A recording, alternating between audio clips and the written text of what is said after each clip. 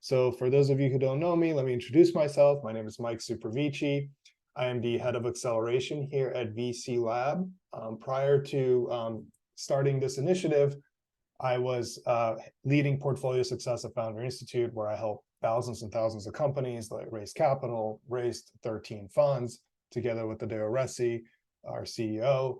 And then we started VC Lab. And what we're going to talk about here is what we do, how it works, and so on and so on.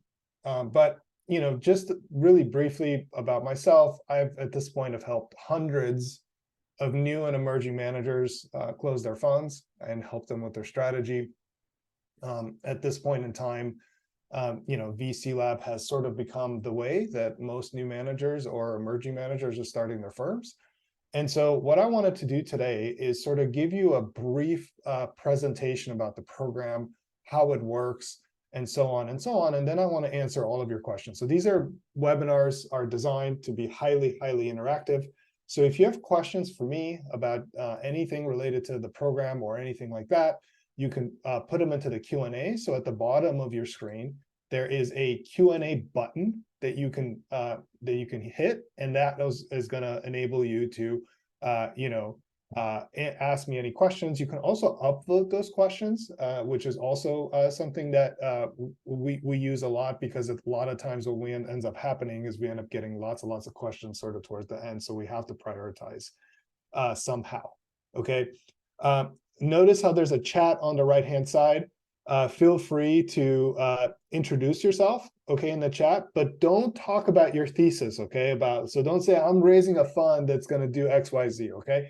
That's general solicitation. There's serious consequences to that. It's illegal in most places in the world, so just don't do that, okay? Just be like, hey, my name is Lucas. Here's my LinkedIn. That's fine, okay? There's a question already from John here. Is the session recorded? Yes, its recording will be available after the session. And so if you need to drop off for whatever reason, just know we're going to email you this, okay?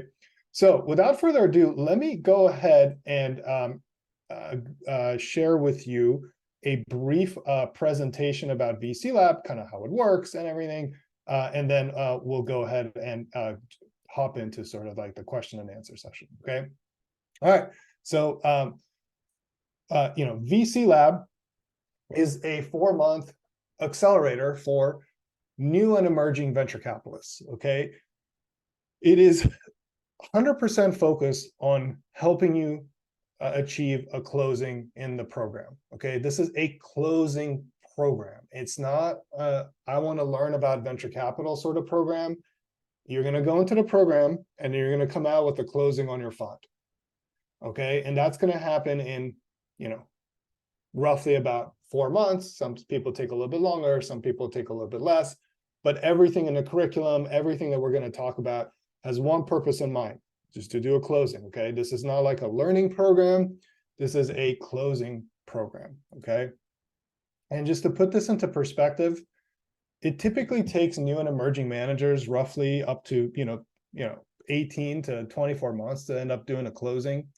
The VC Lab process has been sort of iterated on and worked on for so many cohorts, okay? We're going into cohort 13 that we've been able to get people to a first close in an average of 5.7 months, which is almost twice as fast as if you were to try to do this on your own. And that's because we sort of package everything and sequence everything in a way so that you spend time on things that matter and not waste time on things that don't matter.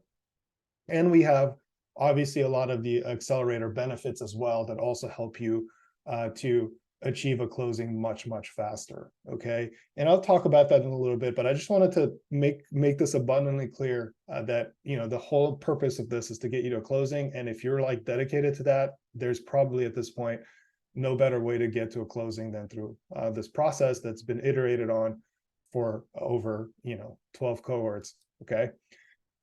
And everything sort of is designed to build on top of each other, right? So in month 1, we help you sort of develop a thesis that works really well. So what does a thesis that works really well mean?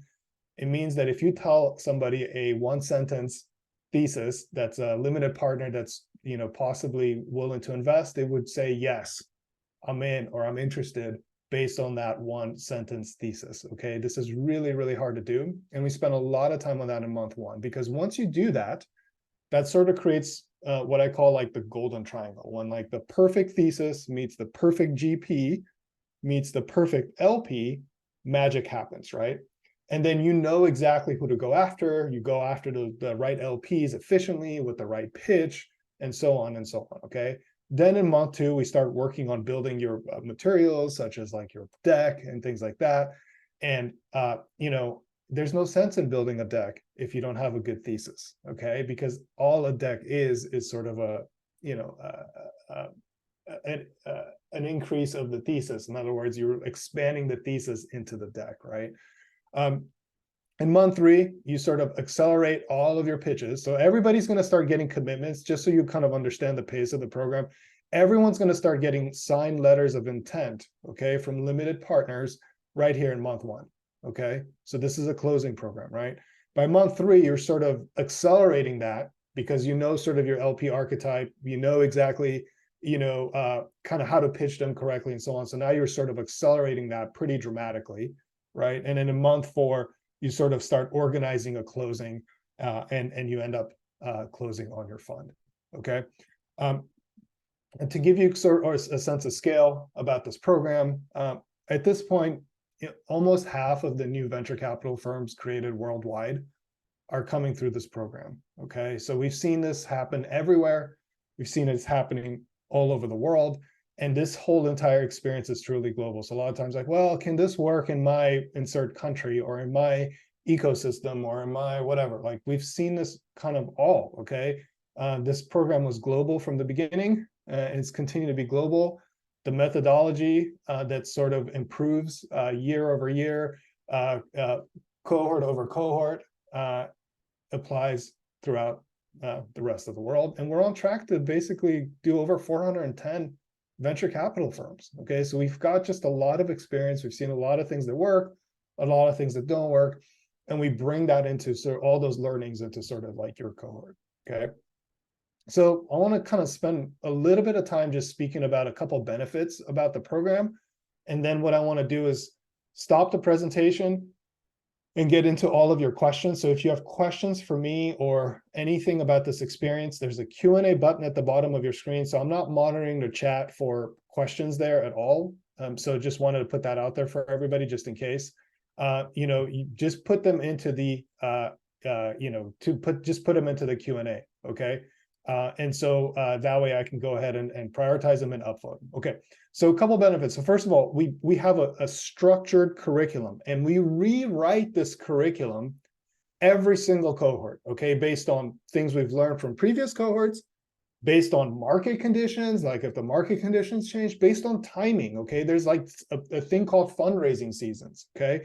And it's really difficult to close around the holidays, for example. It's really difficult to close in August, right? So we pace the program correctly so that you're sort of closing at the right time during this process. And as a result of that, the kind of the curriculum of the program needs to be adjusted, right? So we basically improve that all the time. Plus we're learning, right? We're learning every single time, just like, the startups that you're sort of backing, okay?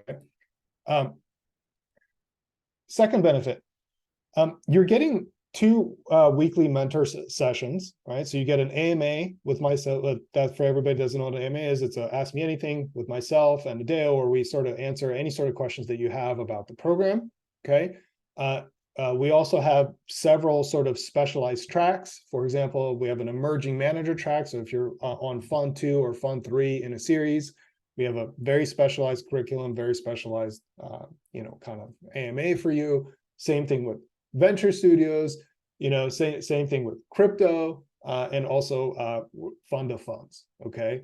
So you get that sort of support from us. In addition to that, we also have a mentor session where we bring in an LP or a previous alumni or, someone that's built an enduring venture capital firm, and we, you can ask them questions on Zoom, okay? In addition to that, we also have office hours available for folks. And so, that's also part of the entire process. Third thing, we have probably one of the most active, if not the most active community right now in venture capital. Again, 400 firms, and they're all in Slack with you. They're all in our tools with you as well. And it's great. It's a great opportunity to collaborate on deal flow. It's a great opportunity to collaborate on other things. We foster community throughout the program. We create lots and lots of networking opportunities so that you can meet as many people as possible. So we really want to make sure that you end up being ultra successful. Okay, so that's also part of it as well. In addition to that, we've essentially built all the tools that you need to be successful. So another way to kind of think about it is that, we're here to help you build an enduring venture capital firm, not a fund. Okay. So this isn't a place where it's like, hey, I want to go launch this like fund on the side while I'm experimenting with a whole bunch of other projects. Okay. This is for founders of venture capital firms. Okay. And in order for you to build an enduring venture capital firm, you're going to need to get to sort of like fund 3, fund 4. Okay. And so we built everything, all of our tools, all of our R&D, everything we built to sort of get you to that fund 3, fund 4 level where you become sort of enduring. And then you're kind of like building like the next generation Sequoia in Latin America, or to fund immigrants, or whatever your thesis ends up being. Okay. So this is for like founders of venture capital firms, okay, that want to do this as a career, as for a living. And that's kind of what they want to do sort of with the rest of their lives. And what we discovered in cohorts 1 through 4 is that right now the whole world of like managing your firm is just a mess. There's like this thing going around on Twitter about like the VC stack, for example, which is just super suboptimal. Just think about it. If you're cobbling together 10 different tools with like a Zapier integration and you're managing $20 million for 15 years, that's just bonkers, right? You can't do it like this if you're running a professional venture capital firm, okay? You can't be using like DocSend mixed with like Notion, mixed with like Airtable, mixed with like Gmail, mixed with whatever on a Zapier integration. That's just crazy, right? And it takes a long time to figure out. It takes a long time to sort of put together, and so on and so on. So what we've done is we've basically built out an entire tool set for you that's essentially become more or less the operating system right now for venture capital firms, and you get that for free as being part of the program. It's got an LLM that answers all of your questions about anything, like how do I do a capital call, what is a capital call, or how, like anything, any sort of question you may have about venture capital, it sort of answers that. And if it can't, it sends it to one of our experts to answer it, and you have a database of questions that are answered. It runs all of your entire CRM functionality, which is very specialized for raising a venture capital firm. It's not like you can just go out and use some random Salesforce thing to go run your thing, because it's not built for you, okay? Same thing with your back office and your deal flow, your deal memos. It's got full-on deal memo functionality. It's got data rooms, right? So it replaces DocSend. So you don't need to spend money on this, and you don't need to spend time cobbling this all together, right? You just sort of get it out of the box for free for being in the program, okay? And this has become basically already the largest kind of operating system for venture capital firms. Over 600 firms are currently using it, okay? At over $50 million in LP commitments are taking place through this platform every single month. Okay, so it's basically also become sort of the way. And again, back to how to think about it, we're trying to eliminate all this friction that you're sort of going to experience as you build out this sort of enduring venture capital firm. So you get that also for being part of the program, and that's also how we're able to sort of speed up your ability to sort of close. And that's why people in the program are closing exponentially faster than if they're not out of the program. In addition to that, we have built out an entire kind of back office and advisory group to power your firms, okay? And so right now, we're powering over 80 firms. This is an application-only kind of product that we have, and it does everything. It does all of your formation, all of your banking, all of your strategy, answers all of your questions. Most of the issues that general partners have right now are sort of business issues, like, should I do that? Should I call capital right now? That's not something that an accountant can necessarily answer for you, right? This is more like a business question. Is this a conflict of interest, right? And so we've built out the entire operations to sort of manage your fund as well. And that's also available as well for folks that, and this again is application only, right? So we've sort of like kind of eliminated that kind of friction point, right? And finally, we have a fund of funds, okay, that invests in the top performing alumni in the program, okay? So in other words, we've built out sort of like the entire like ecosystem of tools, education, all the software and tools, as well as all the sort of services that helps enduring venture capital firms launch, okay? And that's basically what VC Lab allows. And none of this stuff is available to people that are not in VC Lab, so you have to apply to VC Lab, you have to get accepted to VC Lab, and more importantly, you have to be able to graduate VC Lab, which is which is not easy, right? Because it's a closing program and you're expected to close at the end of the program, okay?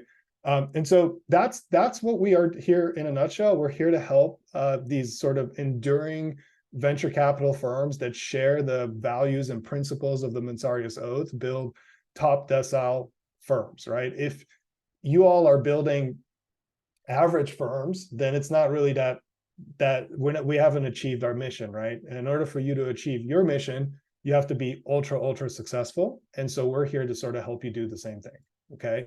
So I'm going to just kind of go back on screen here. Hopefully this gave you a little bit of an overview of sort of what we're up to, how it works, and so on. What I'd like to do now is sort of shift into the question and answer session. I see that there's like some hands that have been raised. I'm not going to be able to pull you on screen here, guys. I see that in the chat here. So put your questions into the Q&A, okay, and upvote, okay? There's a Q&A button at the bottom of your screen, and just upvote, okay? And that's where I'll be able to answer everything. So this is such an interesting concept. How are you able to do this for free, and how is VC Lab benefiting from the program? So the company's called Decile Group, and VC Lab is one of the programs around that. And I think I've already mentioned that, right? So we have a fund of funds that invests in the best funds.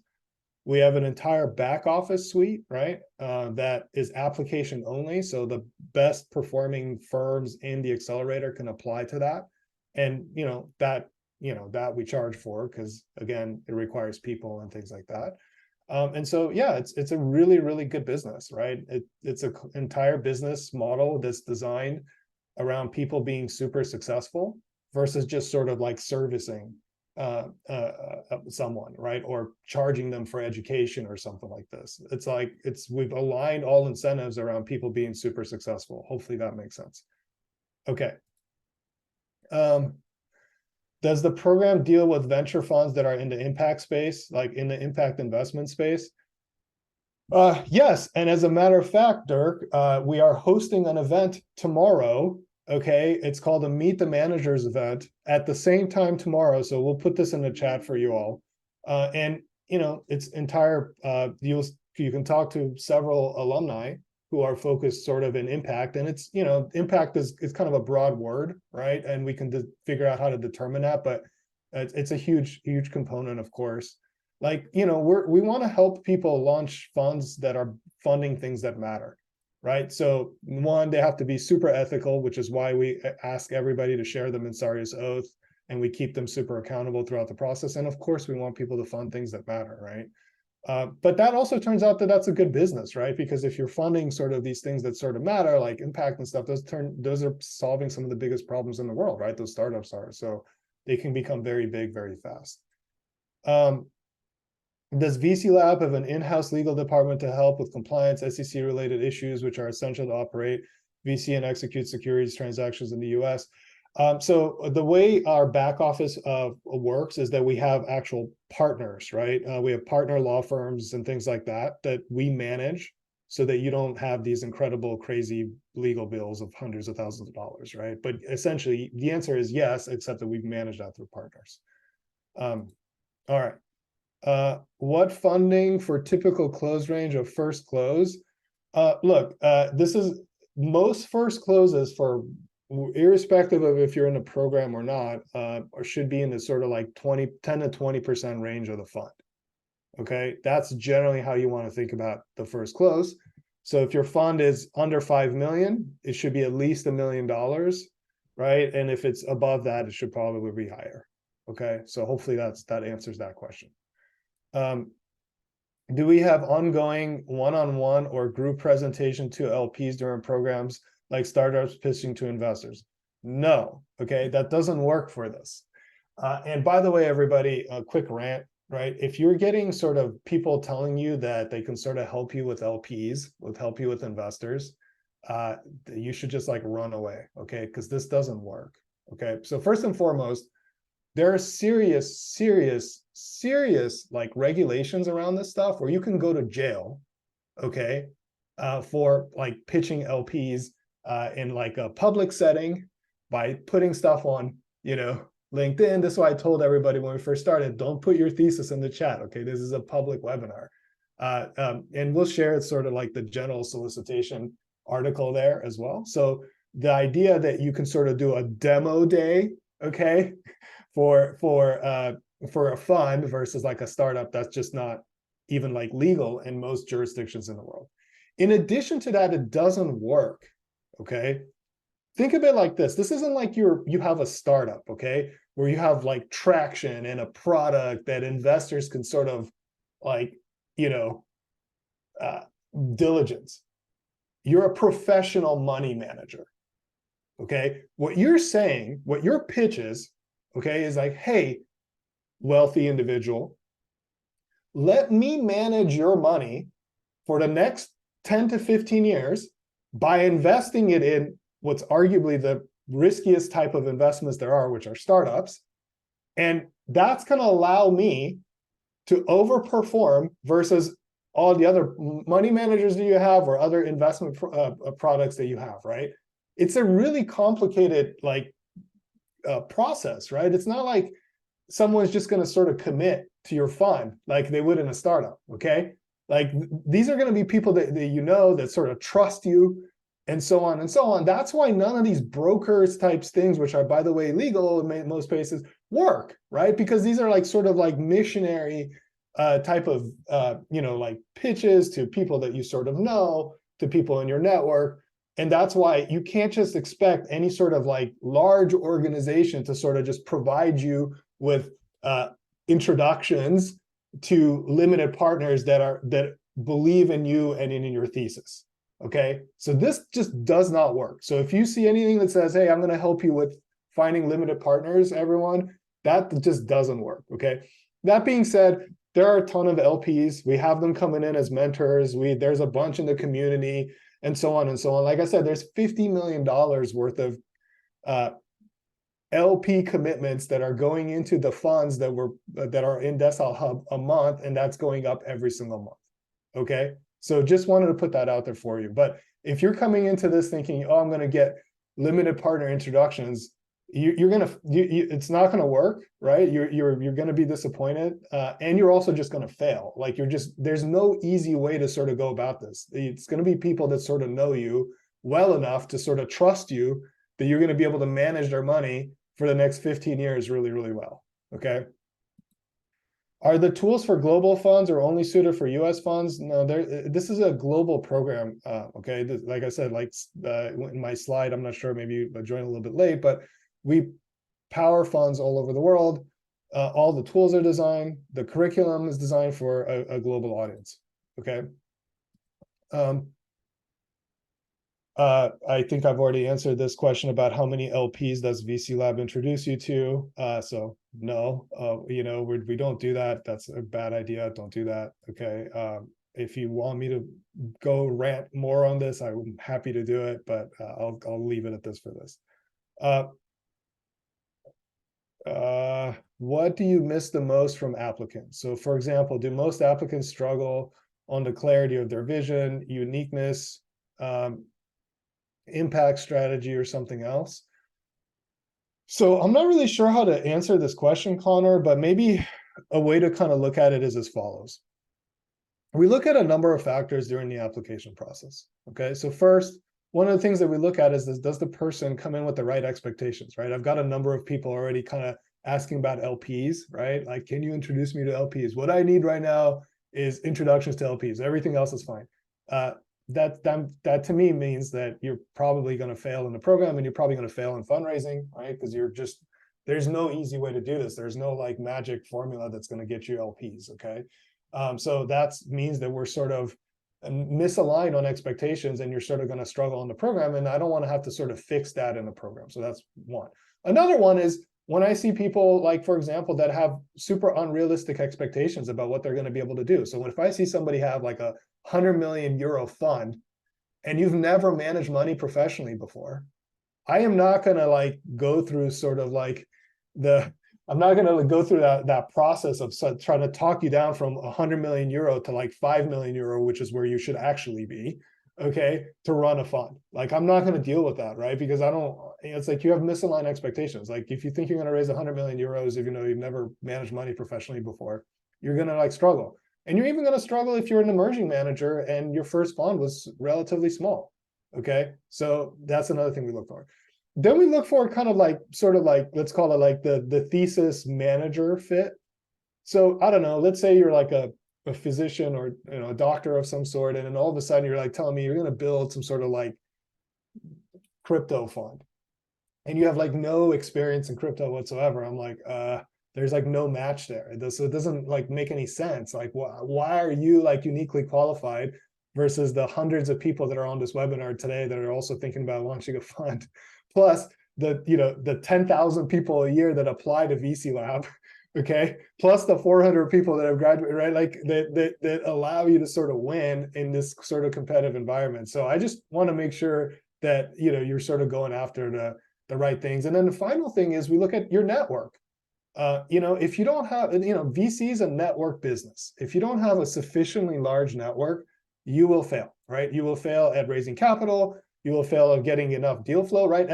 When you're a professional money manager and you're building an enduring venture capital firm, right? You need to sort of be looking at thousands of investment opportunities a year. You can't get away with like for the angels in the audience with like looking at like 50 or 100. Like, this is like what you do for a living, right? And so I got to make sure that you sort of have the network of at your disposal to be able to sort of get to that scale, even if you're not there now, right? And same thing with finding limited partners. Most of your first fund is going to be actually investors in your network that know you personally, right? That are willing to take a risk on you managing their money for 15 years, even though you've never done it before. Okay. So, the idea that you're going to get to this first close without people in your network doing like sort of coming in, like, that's just not realistic. Like, you're not going to have random people coming into your first close, and probably not even your first fund, that don't know you, because again, it's a pretty big stretch. You're telling people that you're going to manage their money for a very long time. Okay. So hopefully that helps. Okay. I was already accepted in the cohort 13. I just need to do my post. I'm assuming you're talking to the Mensarius Oath to move ahead in the process. Yes, every single person is going to have to share the Mensarius Oath on your most prominent social networks, including LinkedIn. And we'll post that in the chat as well for everybody. Look, we don't want to work with you if you don't agree to these principles, plain and simple, right? And we want to make sure that you're accountable to them, right? And so that's why we want to see that they're on your main social networks. And we're going to keep checking them, right? So this is not like the kind of thing where you sort of get to like get accepted and then kind of remove it. Well, if that happens, we'll remove you from the program, and we're going to keep you accountable throughout the process. This is super important. We don't want to work with we only want to work with super ethical VCs, okay? Because we're trying to fix the industry, right? This is a super unethical industry that's had a lot of issues, and our mission is to change that, right? Change everything about it to make it ethical and function correctly, okay? Does the program cover all three forms of venture studios? No. We are focused on venture studios that have a fund attached to them. Okay. If you're sort of building like a holding company and you're financing the holding company so that you can kind of spin out companies, this is not a good program for you, and we're not going to be able to help you. So this is for the people that are building a sort of traditional venture studio, and a traditional venture studio is sort of a holding company that's spinning out that plus the three entities for the VC fund that's attached to it. Okay. And that we can help you with. a venture studio. Could you tell us more about the venture studio track? So we've actually already started doing a venture studio track in cohort 12, and then we're really now starting to let people know that that's available. And so, as I mentioned before in the previous comment, venture studios are very different. They require a very different kind of approach. They're ripe with conflict of interest. You're spinning out a whole bunch of companies that VCs generally don't want to fund because their cap tables are super messed up, or not messed up, just different. They have like, you're owning 30-40% of them, right? So it's just a different everything. That doesn't mean it's wrong to do it. It's just different, right? And so we decided to build sort of like a specialized track for that.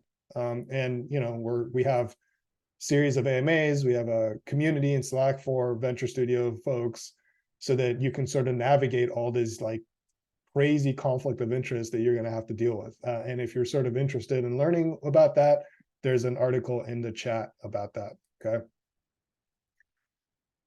For VCs who have founded companies and have had successful exit, is it possible to raise a fund without having previous relationships with LPs? I.e., can a fund be raised purely based on merit of the thesis? Not really. It's super, like, it's just a huge leap. Like Ali, you're like telling people, I am going to manage your money, even though I've never managed money professionally before, right? This is not like a startup, right? This is not like where they have anything to go off of, right? And so no, there's, like you are going to have to find people sort of in your network that know you. And what ends up happening in the VC lab experience, because again, we make sure that people have a big enough network to sort of succeed, it's one of the prerequisites of the application process, is, you find out that you have a ton of high net worth individuals that you've probably have worked with in the past that may make sense for a fund like this, right? And so that's how you end up getting to the first close. You end up deploying some capital in some companies. Hopefully those are seminal deals that get marked up very quickly, right? Now you kind of have manufactured traction, and now it gets a little bit easier to get to sort of like the second degree, right, network, and then the third degree network eventually after that. So that's generally the process. So look, nothing's sort of impossible, Ali, right? But from a return on investment per unit of time spent, okay, which is essentially what this whole VC lab experience is about, maximizing return on investment per unit of time spent. You're going to really struggle with people that don't know you. You're going to need to do like 100 meetings to get like a commitment, right? And so, you may never be able to sort of close the whole fund if you have to pitch 1,000 people, right? In like a year and a half, right? It's just really difficult to do that. How well does the tool set work across different territories and fund structures? So right now, let me take a step back. There's only a few domiciles that make any sort of sense for venture capitalists, and we'll put the domicile report here in the chat. Okay. Right now, 60% of new funds, I don't care where you are in the world, are in Delaware. Okay, just because it's inexpensive. You don't have these crazy reporting requirements, tax, and all these issues. Okay, so you just gotta like, so you just gotta think of it like this, right? Like, there's only like a handful of places in the world where it sort of makes sense to domicile, okay? And so right now we support Delaware, we support Canada, which is another, or I should say Ontario, which is another popular one, and we also support BVI, okay? And that's how you do that. As far as fund structures, again, like you don't want to innovate on fund structure, everyone. This is like a huge no-no and a huge mistake. Okay, you're already like trying to like sort of climb Mount Everest, right? It's a really complicated thing. And so now what you're saying is like, well, let me take what's already really difficult. Again, never managed money professionally before, or maybe I've done like one fund before, and I'm going to these like super wealthy individuals and I'm saying, hey, let me manage your money better than others, right? And now on top of that, you're like, hey, let me just do a different structure that you're sort of not used to than the classic 2 and 20, 3-entity model that pretty much all VCs are built. You're making this thing that's already really challenging and making it basically kind of almost impossible. Okay, so no, because from an advisory perspective, I would never recommend that, right? And if we see people in the program trying to do these crazy like evergreen funds or whatever that don't work, right? The evergreen funds do not work for VC. Then we probably will not make an admissions decision. And if for whatever reason you sort of got through the admissions process without us knowing about this, we will remove you from the program, right? Because again, it's really complicated. It's virtually impossible to build an enduring venture capital firm without using the sort of classic 2 and 20 model. Okay, so it's for your benefit, if that makes sense. So, we've sort of standardized this through all of our offerings and everything that we do. There's a comment in the chat here. If there's no direct finance background, that's an immediate exclusion criteria. No, not really. There's a whole bunch of people with no finance backgrounds that have raised funds. So don't overthink this, Andres. You mentioned this is for founders or co-founders of funds. If there are other partners in the emerging fund, do we all apply or only the founder? So we want to work with managing partners. So these are people that are making all of the decisions, okay, in the fund. Like, so no venture partners, no sort of like associates, none of that, right? Principal level people. So this is like the managing partners of the fund that are making all of the decisions, right? Because that's what we're going to be focusing on throughout the process. Like, how do you build the fund model, right? Like that makes sense. How do you, build out the presentation, the pitch, who you kind of work with, who are the who are the LPs you're targeting, right? So it's generally managing partners. Sometimes a managing partner will have like a general partner as well. That's fine, but we want typically all partners to be in the program.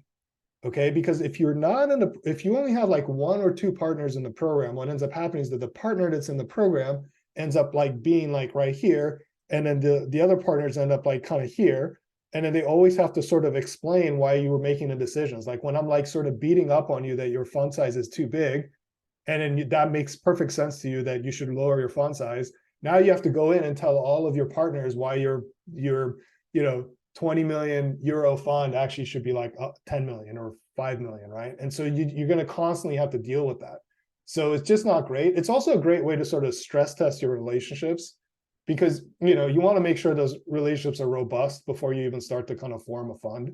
So it's better to find out before, or it's better to find out if some people should be sort of in a different role, like a venture partner role versus say like a general partner role into the program. Okay. How does deal warehousing work for venture studios? Well, one way is let's say that you've already kind of spun out a company, that that has some, you have some sort of equity, and you can sort of transfer that equity into like the fund at cost. Okay, so that's one way that could work, but there's lots of other ways that we can look at as well.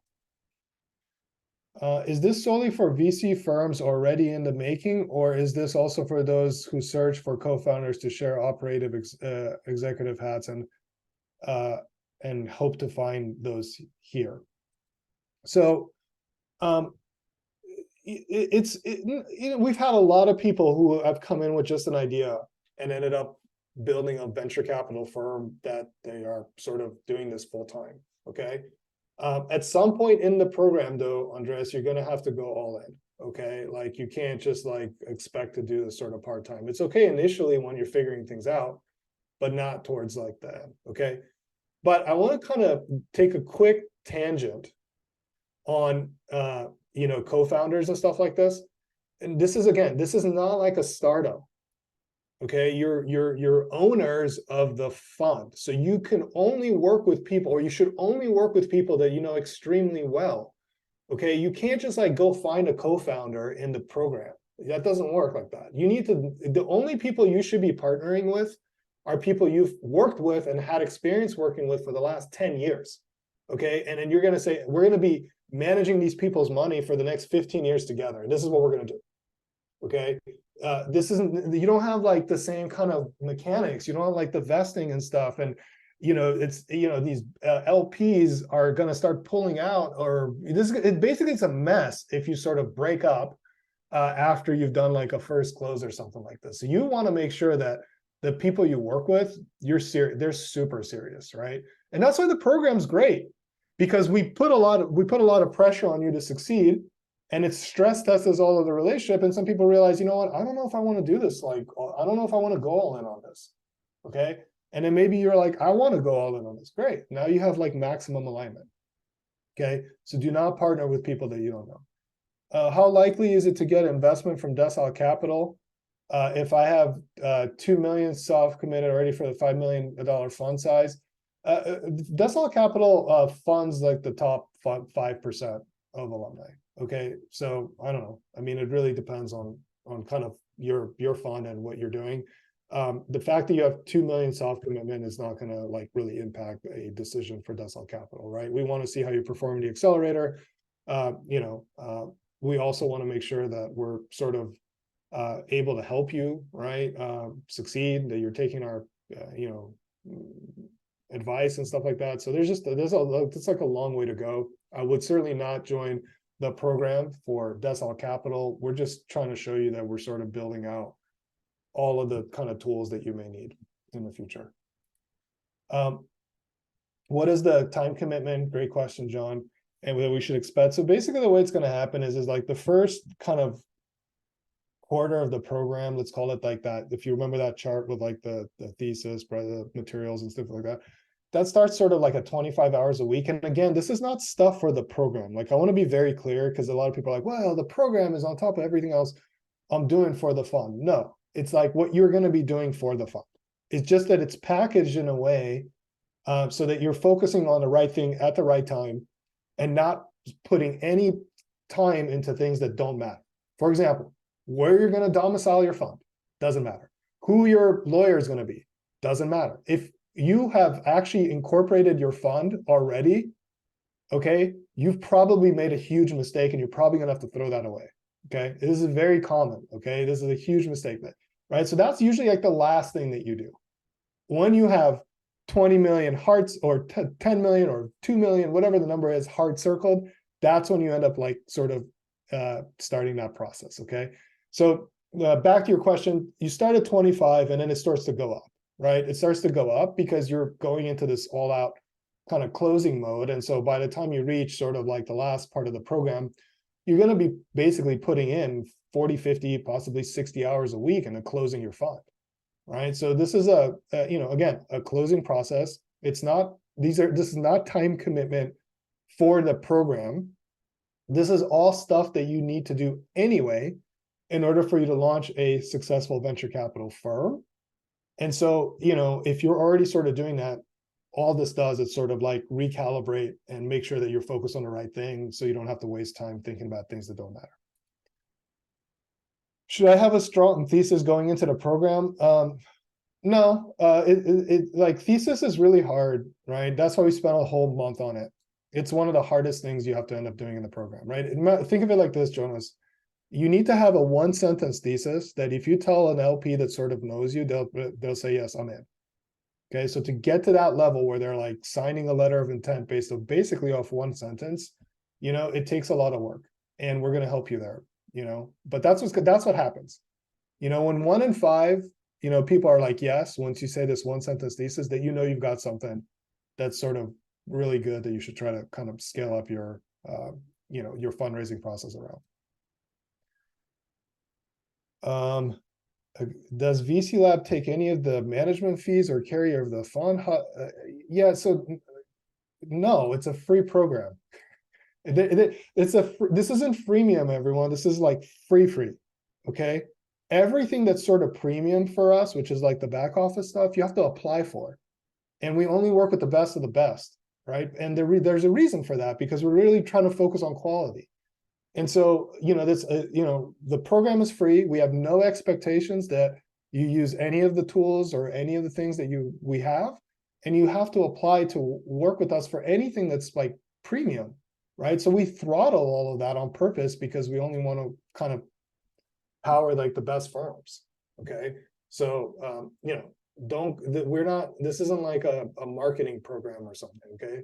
We're trying to launch enduring venture capital firms, and the program has, high 80s NPS for the free program, and it's great, okay? So that's it, like no strings attached, okay? Can I fundraise in the US instead of France where I live? Yeah, there's not an issue with that. You just got to make sure you have, LPs that kind of care about your thesis. What is the medium range of fund sizes for a US-based first fund for recent cohorts? It's the same as the market. I don't know, like 10 plus million. That being said, like we're driving fund sizes down. Okay, a lot of people make the mistake of having these like huge fund sizes, and if you undersubscribe your fund, you will have fundraising risk for the rest of your life. Okay. And so when you get to fund two, guess what? People are gonna be like, oh, this person can't raise money. All right. So what we always try to do is we try to raise to lower fund sizes down. Set the target at 5 million, set the target at 3 million. Who cares? And just oversubscribe the hell out of it so that you don't have this issue moving forward. Okay. So there's nothing you can really do is say, oh, well, what are the fund sizes? Like, as if I'm sort of going to work backwards and I say, oh, these people have been successful at this. Like, no, a lot of times what the dirty secret is that a lot of VCs that have closed their funds don't sort of, say what their target was, right? So they're not going to say that they were undersubscribed by $10 million, right? But that's going to come out in diligence in fund two or in fund three if you're an emerging manager, right? So that cannot happen. So you're better off putting on a very small font size to start, okay, and then oversubscribing into more. What are the top 3 lessons learned for first-time fund manager to succeed in the program and accelerate its integration into the VC world? Well, I think the biggest thing is that they sort of like kind of went all in. They kind of went all in, right? That was number one. At some point in the program, whenever that is, they went all in. The second thing is they sort of suspended disbelief and just kind of gave themselves into the curriculum versus like fighting us, right? Like, fighting us on like the fund size advice, right? It's like, no, like don't raise a $50 million fund. Like the kind of LPs that would fund a $50 million funds don't invest in new managers, like, and they're prevented from doing that by charter, right? Like we know this because we've learned this over 12 cohorts, right? Stuff like that, right? And so like they sort of kind of like give themselves to sort of like the program. It's okay to have some sort of like skepticism at first, of course, it's natural, you're human and stuff like that. But generally they've sort of kind of went all into like the curriculum and the tools, and they just sort of trusted the process, and last one, they got comfortable with being uncomfortable, right? Like we're gonna make people get signed letters of intent from LPs in like 2 or 3 weeks into the program, right?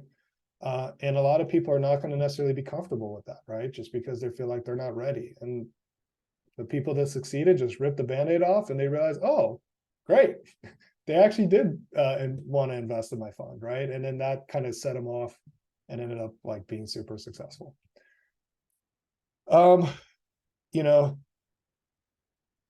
I really like the point of this ideally being a foundation for a successful first fund and to funds 2 and 3.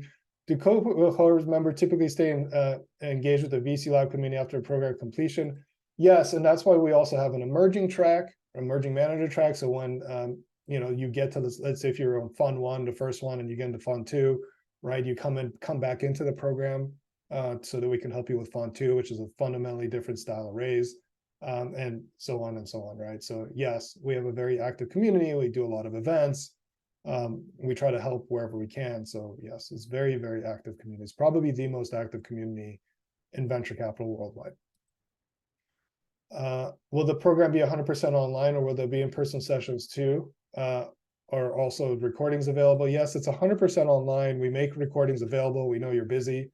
We also know that we might not be able to be live in your time zone for, timing reasons, right? We do host in-person events too. And so, people do get invites to that, but this is designed to be sort of a free kind of experience online. Okay. How ready should I be to apply? Any prerequisite? This is from Jocelyn. Look, it's hard for me to answer this question. The way you want to kind of think about it is, again, is like, how strong is your network, right? Are you getting lots of good companies, coming to you to try to help them as an advisor or as an angel? Those are some questions you kind of have. I can't, is like kind of asking me like, how what should I do with my life, Jocelyn? I don't know if I can answer this very well for you. Sorry. But here's what I can say. Just apply, right? Like, what's the worst thing that can happen? It just says no. We'll tell you when the next admissions thing is ready. So, I was just like, don't overthink it and just go for it. I am an 8 figures fortune of the French internet, willing to switch from angel to seed, solo partner, VC firm, self-funded. Is the program suitable for me? So look, 60+% of the firms that we launch are solo GPs. Okay, and we think that's a good thing, right? Because of all the issues that we talked about earlier about teams breaking up. Okay. But I want to be very clear, Elaine, like, this is a fundraising program. You are going to be raising capital from outside investors. And that is what most of the curriculum is going to be about. Okay. If you're just going to say, hey, I've already got the money because I'm going to just put all of it in myself, which again is one way to do it, although it's generally, better to sort of have other LPs, then it's probably not a good fit. Okay.